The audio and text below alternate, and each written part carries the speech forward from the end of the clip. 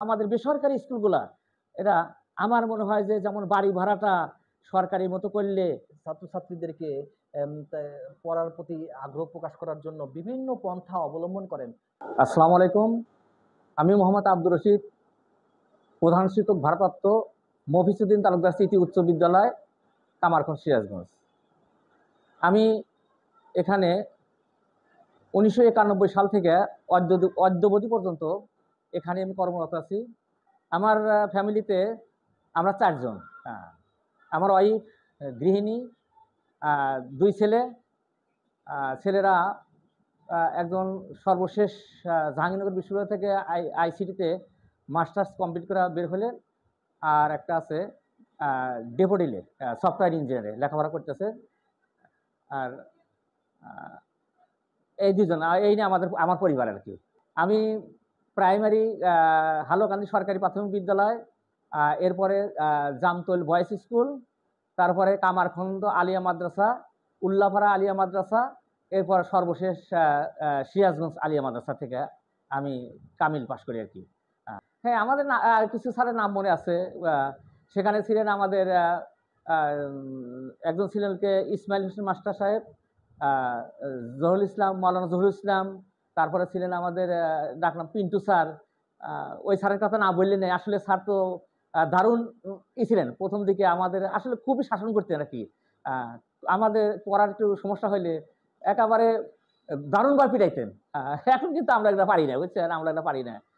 বন্ধু বান্ধব অনেক আছে, সেটা হলো যে যেমন ধরেন আমার একজন আছে বন্ধু, সেটা হইতেছে ওই যে হালিম হালিম ইঞ্জিনিয়ার। হ্যাঁ, দেখা সাক্ষাৎ হয়, দেখা সাক্ষাৎ মাঝে মধ্যে দেখা সাক্ষাৎ হয়।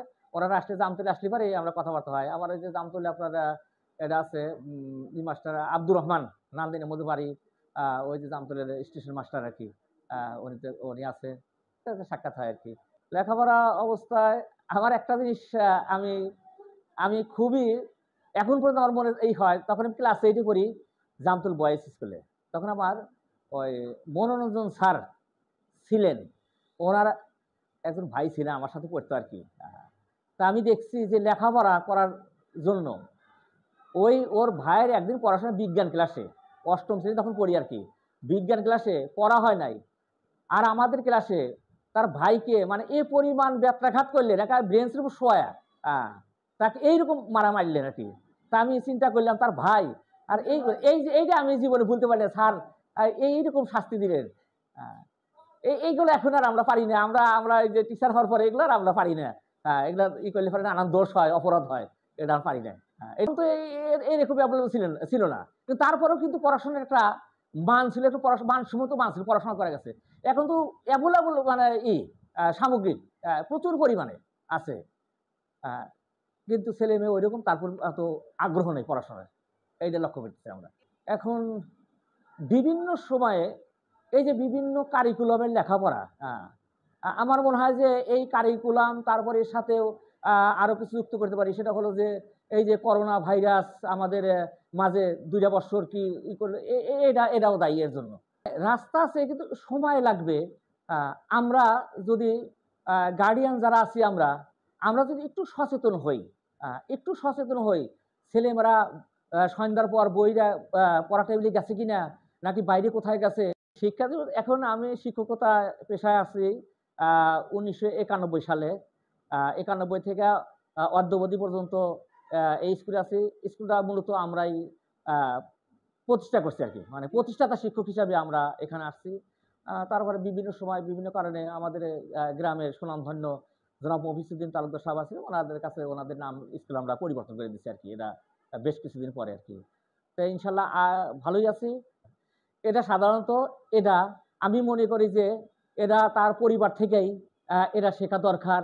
তারপরে আমরা আমরা শিক্ষকরা আমরাও এর উপরে সাপোর্ট দিব তাদেরকে। তো পরিবারের কাছে যেহেতু আমাদের কাছে থাকে মাত্র 6 ঘন্টা, পরিবারের কাছে থাকে 18 ঘন্টা। পরিবারকে অবশ্যই ছেলেমেয়ের প্রতি কেয়ার করতে হবে। অবশ্যই যারা ভালো স্টুডেন্ট, তারা অবশ্যই ভালো শিক্ষা অর্জন করে অনেক দূর যেতে পারবে, এই সুযোগ আছে। যদি তারা ইচ্ছা পোষণ করে তাহলে অবশ্যই পারবে।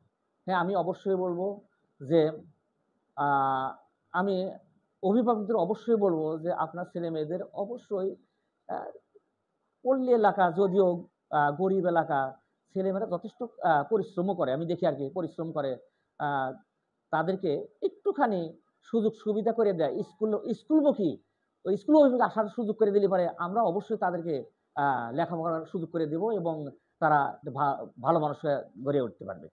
একজন পরিবার, একজন মেধাবী ছাত্রকে স্টুডেন্টকে অবশ্যই ওই ছেলে, ওই স্টুডেন্ট আ মানে যথাসময়ে আ স্কুলে বিদ্যালয়ে আসলো কিনা সেটা তাকে খেয়াল করতে হবে।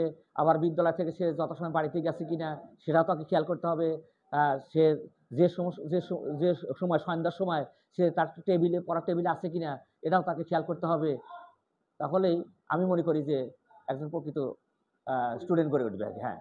আমি মনে করি আমি মনে করি যে এখন ছেলেমেয়ে যে অবস্থায় চলে গেছে আ এর থেকে উদ্ধার পাওয়ার জন্য অবশ্যই তাদেরকে আবার এই যে কয়েকটা বছর চলে গেল করোনা এবং বিভিন্ন দুর্যোগের কারণে এরা থেকে মুক্তি পাওয়ার জন্য এবং আ ভালো দিকে ফিরে আসার জন্য তাদের বাবা-মা অবশ্যই তাদেরকে লক্ষ্য করতে হবে যে ছেলেমেয়েরা কোথায় যায়, কি করে না করে আ এটার প্রতি লক্ষ্য করতে হবে গার্জেনদের।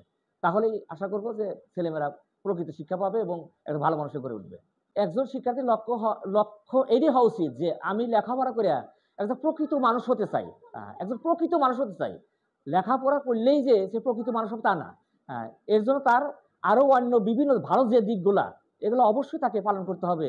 সেইভাবে চলতে হবে। তাহলে একজন প্রকৃত আ আ স্টুডেন্ট গড়ে উঠবে। এই আমি আজকের কথাই আপনাকে বলতে চাই।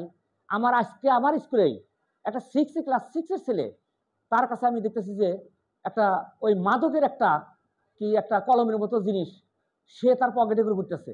আমি আশ্চর্য হয়েছি কারণ কি? ধরে তাকে গার্জেনকে খবর দিলাম। কয় যে আমি পারি না, তার বাবা থাকে বিদেশে। কেন পারবেন না আপনি? আ আপনি খালি শাসন করেন না। আপনি ছেলেকে আদর যত্ন করেন, কাছে রাখেন। কাছে রেখে তাকে বলেন, এই ক্লাস 6 এ পড়ে তার কাছে মাদকের জিনিস পাওয়া যায়। সে স্কুলের ভিতরে ঢুকাইছে। এটা একেবারে আ নিতান্ত একটা ঘৃণিত কাজ। জি। এটা থেকে উদ্ধার করতে মা-বাবাকে অবশ্যই কেয়ার করতে হবে। প্রোগ্রামগুলো দেখে আসলে আমার এতই ভালো লাগছে যে আসলে শিক্ষকদের ইগুলা আপনি তুলে ধরছেন সমাজের কাছে। আমি মনে করি যে এটা উচিত।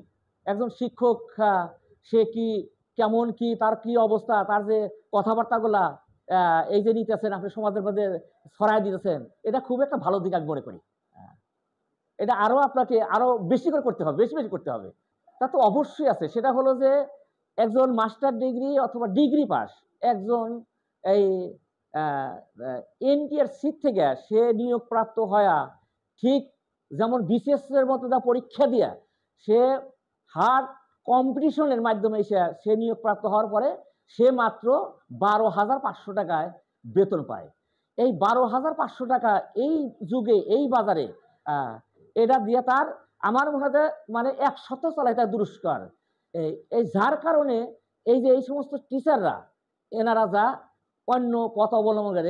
এই যে বিভিন্ন কোচিং, বাণিজ্য তারপরে আপনার প্রাইভেট পড়ায়। তাছাড়া কি করে? একজন টিচার যখন প্রাইভেট পড়ায়, আমি যা মনে করি একজন টিচার যখন সকাল থেকে আপনার ৯:৩০ পর্যন্ত ৯:৫০ প্রাইভেট পড়ায়, সে তার মেধাটা ওইখানে শেষ করে দিয়ে আসে। ওই টিচারটা কিন্তু স্কুলে এসে তার ওই মেধাটা কিন্তু এই ৪টা পর্যন্ত ১০টা ৪টা পর্যন্ত সে সঠিকভাবে দিতে পারবে না। কিন্তু উপায় নাই তো। তার তো পেজ চালাতে হবে। তা আমার সরকারের কাছে একটা দাবি যে অবশ্যই এই যে যেমন আমাদের বেসরকারি স্কুলগুলা এরা আমার মনে হয় যে যেমন বাড়ি ভাড়াটা সরকারি মতো করলে, তারপরে আপনার মেডিকেল ভাতাটা দিলে, আ এই যে ফুল বোনাসটা দিলে পারে অবশ্যই একটু মানসম্মত এটা পেটে খাবার দিলে পারি স্যাররা মানে পিঠে তার কুলাবে আরকি। মানে পিঠে কিল কুলাবে। সুতরাং তাদেরকে এটা দেওয়া উচিত আমি মনে করি।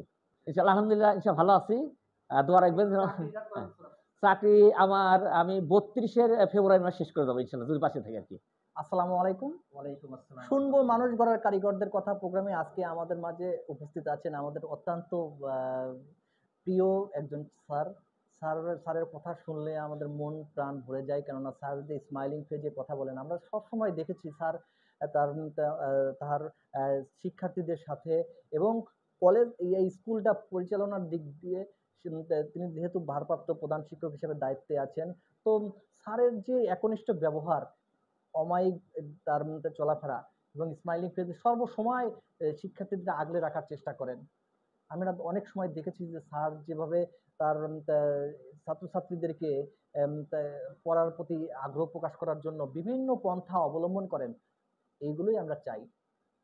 আমার স্যারের জন্য সবাই দোয়া করবেন। স্যার যতদিন দুনিয়াতে বেঁচে আছেন ততদিন যেন মহান আল্লাহ তাআলা সুস্থ, সুন্দর এবং হাঁটা চলার মাঝে বেঁচে থাকতে পারেন, এই দোয়া করবেন। আর পাশাপাশি শুনবো মানুষ গড়ার কারিগরদের কথা প্রোগ্রামটি দেখতে ডিটি আমিরুল ইসলাম ফেসবুকে, পাশাপাশি টোটাল সেবা ইউটিউব চ্যানেলে সাবস্ক্রাইব করে নিতে পারেন। ধন্যবাদ। আজকের মতো বিদায় নিচ্ছি। পরবর্তীতে আবার দেখা হবে আরো কোনো একটা মহান শিক্ষকের সাথে।